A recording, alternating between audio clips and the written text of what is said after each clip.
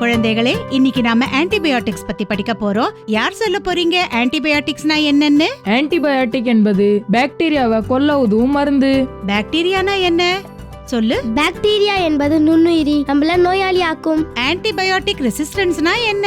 Bacteria மீது antibiotics தாக்கத்தை ஏற்படுத்தலனா அத ஆன்டிபயோட்டிக் ரெசிஸ்டன்ஸ்னு சொல்றோம். பாக்டீரியா மீது ஆன்டிபயோட்டிக்ஸின் தாக்கம் இருக்கணும்னா அதுக்காக நாம என்ன செய்யணும்? டாக்டருடைய ஆலோசனை இல்லாம மருந்து சாப்பிடக்கூடாது. நாமளே சுயமா சிகிச்சை செஞ்சுக்க கூடாது. ஏன்னா ஃப்ளூ, வைரல், ஜலதோஷம் போன்ற இன்ஃபெக்ஷன் ஏற்பட்டால் ஆன்டிபயோட்டிக்கோட தாக்கம் இருக்காது. ஆன்டிபயோட்டிக்ஸின் கோர்ஸை பாதியிலே விட்டுடக்கூடாது. அதை முழுமையா எடுத்துக்கணும். குழந்தைகளுக்கு தெரியுது, நீங்களும் புரிஞ்சுக்கங்க.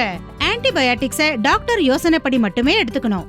எந்த ஆன்டிபயோட்டிக்ஸின் அட்டையில சிவப்பு நிற கோடு இருக்கோ அத டாக்டரின் யோசனையின்றி கட்டாயம் எடுத்துக்க கூடாது.